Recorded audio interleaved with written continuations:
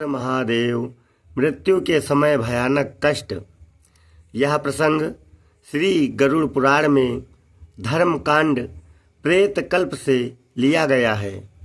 श्री कृष्ण भगवान गरुड़ जी से कह रहे हैं, हे पक्षींद्र, अब मृत्यु के स्वरूप को विस्तार पूर्वक सुने। मृत्यु ही काल है, मृत्यु ही काल है। उसका समय आ जाने पर जीव आत्मा से प्राण और देह का वियोग हो जाता है। मृत्यु अपने समय पर आती है। मृत्यु कष्ट के प्रभाव से प्राणी अपने किए कर्मों को एकदम भूल जाता है। हे गरुड़, जिस प्रकार वायु मेघमंडलों को इधर उधर खींचता है, उसी प्रकार प्राणी काल के वश में रहता है। श्री कृष्ण भगवान गरुड़ जी से कहते हैं, हे पक्षिन, जब मृत्यु आ जाती है तो उसके कुछ समय पूर्व दैव योग से कोई रोग प्राणी के शरीर में उत्पन्न हो जाता है। इंद्रियां विकल हो जाती है और बल, ओज तथा वेग शिथिल हो जाता है। हे खग, प्राणियों को करोड़ों बिच्छुओं के एक साथ काटने का जो अनुभव होता है, उससे मृत्यु जनित पीड़ा का अनुमान करना चाहिए। उसके बाद ही चेतना समाप्त हो जाती है, जड़ता आ जाती है।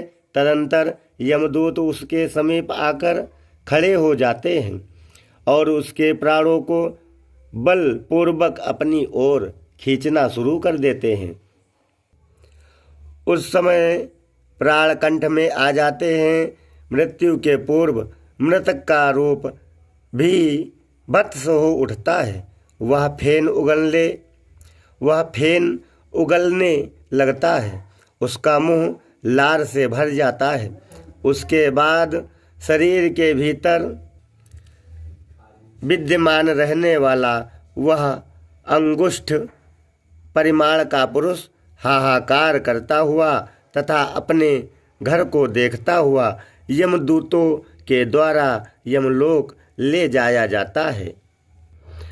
मृत्यु के समय शरीर में प्रवाहित वायु प्रकुपित होकर तीव्र गति को प्राप्त करता है और उसकी शक्ति से अग्नि तत्व भी प्रकुपित हो उठता है। बिना ईंधन के प्रदीप्त ऊष्मा प्राणी के मर्म स्थानों का भेदन करने लगती है, जिसके कारण प्राणी को अत्यंत कष्ट की अनुभूति होती है।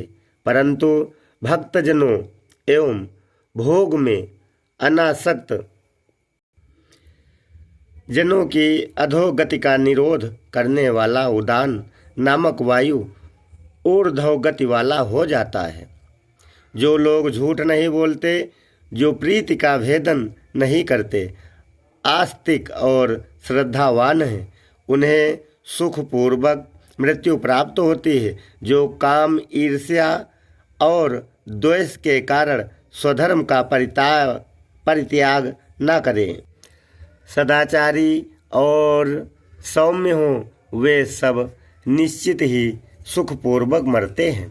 जो लोग मोह और अज्ञान का उपदेश देते हैं, वे मृत्यु के समय महांधकार में फंस जाते हैं।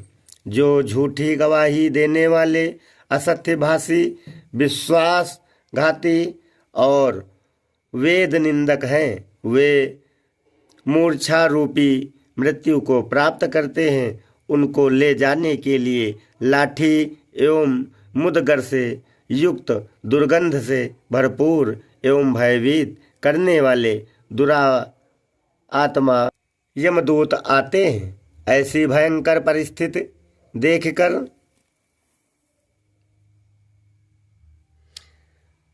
प्राणी के शरीर में भयवश कंपन होने लगता है।